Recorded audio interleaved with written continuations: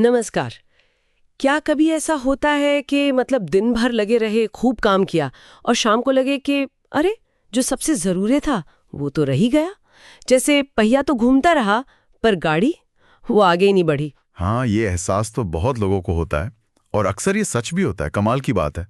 देखा जाए तो हमारी जो लगभग 80% कामयाबी है ना, वो हमारे सिर्फ 20% कामों या कोशिशों का नतीजा होती है। अच्छा, सिर्फ 20%? हाँ जी, इसी को 80-20 नियम कहते हैं या फिर पैरेटो सिद्धांत। और आज हम इसी पर थोड़ी गहराई से बात करेंगे, कैसे मतलब कम मेहनत में ज्यादा हासिल किया जाए। बिल्कुल।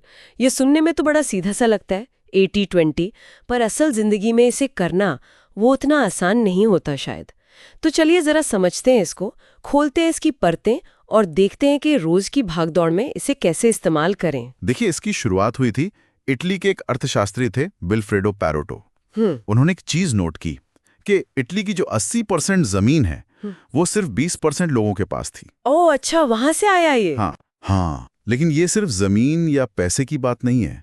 ये पैटर्न, ये सिद्धांत जिंदगी के लगभग हर पहलू में दिखता है। अच्छा। आप बिजनेस में देख लें, करीब 80% मुनाफा सिर्फ 20% ग्राहकों से आता है। हाँ, सुना है मैंने ये। या सॉफ्टवेयर में देखिए, 80% जो दिक्कतें आती हैं ना, वो सिर्फ 20% बग्स की वजह से होती हैं। अच्छा। यहां तक कि हमारा जो स्ट्रेस होता है, तनाव, उसमें भी शायद 80% तनाव सिर्फ 20% वजहों से ही होता है। अरे हाँ, ये बात तो बिल्कुल सही है। पैटर्न तो हर जगह है।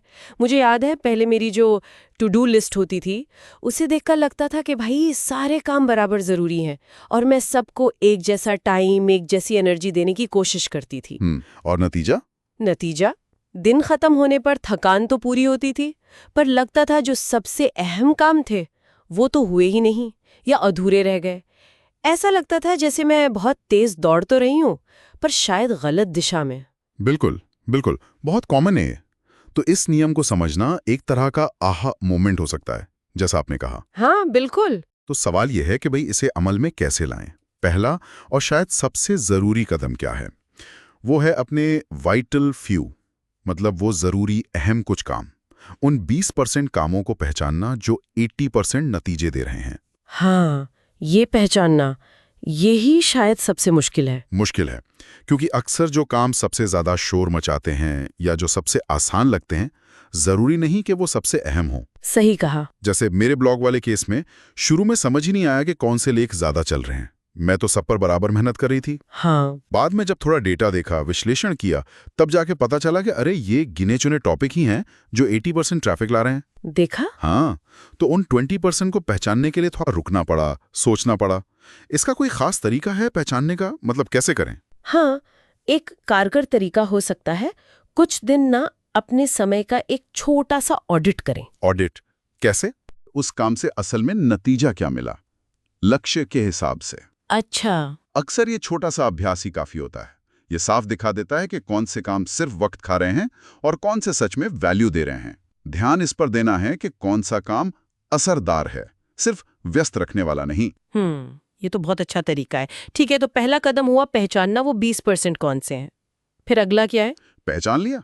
अब दूसरा कदम है उन वाइटल फ्यू को, उन जरूरी 20% को प्राथमिकता देना, टॉप पर रखना। और साथ ही जो बाकी 80% काम है, जिन्हें ट्रिवियल मेनी कहते हैं, मतलब वो ढेर सारे छोटे मोटे काम जो सिर्फ 20% या उससे भी कम नतीजे देते हैं, हाँ हाँ, उनको या तो लिस्ट से हटा देना या फिर बहुत कम कर देना, डेलीगेट कर देना अगर हो सके तो। यहीं पर मुश्किल आती है ना, उन 80% को छोड़ना। वो लगते जरूरी हैं। बिल्कुल, जैसे कि बहुत सारी मीटिंग्स में जाना जिनकी शायद उतनी जरूरत ना हो, हाँ, या हर 10 मिनट में ईमेल चेक करना, या सोशल मीडिया पे घंटों स्क्रॉल करते रहना। ये हमें व्यस्त महसूस कराते हैं, बिजी फील कराते हैं, पर हमारे असली लक्ष्यों में इनका योगदान शायद बहुत कम होता है। सही बात है। और कभी-कभी ये ट्रिवियल मैनी काम दूसरों से जुड़े होते हैं, जैसे किसी की मदद करना या कोई छोटा-मोटा काम जो मेरे मेन गोल से नहीं जुड़ा। तब उन्हें मना करना या कम करना और मुश्किल हो जाता है। बिल्कुल, और यहीं पर तीसरा कदम आता है जो बहुत जरूरी है। वो क्या? वो है अपने समय को लेके थोड़ा सख्त होना और जरूरत पड़ने पर ना कहना सीखना। ओ, ना कहना, ये तो बहुत मुश्किल होता है। मुश्किल होता है, बिल्कुल। सुनने में थोड़ा स्वार्थी भी लग सकता है, पर अपने सबसे जरूरी कामों के लिए, उन 20% के लिए समय बचाना वो स्वार्थ नहीं है, वो जरूरत है। आपका वो प्रोजेक्ट वाला किस्सा याद है मुझे? हाँ बिल्कुल। उस प्रोजेक्ट के टाइम पे मैं सबको खुश रखने की कोशिश कर रही थी। दोस्तों के प्लान्स थे, परिवार की कुछ उम्मीदें थीं। नतीजा ये हुआ कि मैं बुरी तरह थक गई, चिड़चिड़ी हो गई और प्रोजेक्ट भी लेट हो गया। तब मुझे समझ आया कि भाई अपने सबसे जरूरी काम के लिए मुझे एकदम फोकस वाला टाइम चाहिए, बिना किसी डिस्टर्बेंस के, जिसे आजकल लोग डीप वर्क कहते हैं। बिल्कुल, एकाग्र होकर काम करना। हाँ, और उसके लिए कभी कभी दूसरों को ना कहना ही पड़ता है, चाहे वो कितना भी मुश्किल लगे। बिल्कुल सही कहा। और देखिए, ना कहने के भी तरीके होते हैं। आप विनम्रता से मना कर सकते हैं, या शायद पूरी तरह ना कहकर मदद का समय बात के लिए तय कर सकते हैं, या कम समय दे सकते हैं। पर बात वही है, अपने सबसे कीमती संसाधन यानी समय, उसकी रक्षा करनी होगी। सही है, समय की रक्षा।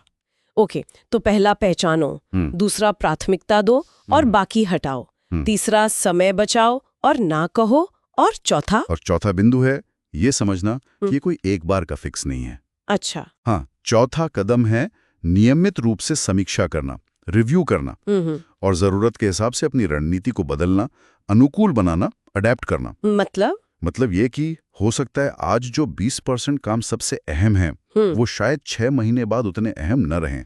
प्राथमिकताएं बदल सकती हैं। हाँ, ये तो है, हालात बदलते हैं। बिल्कुल।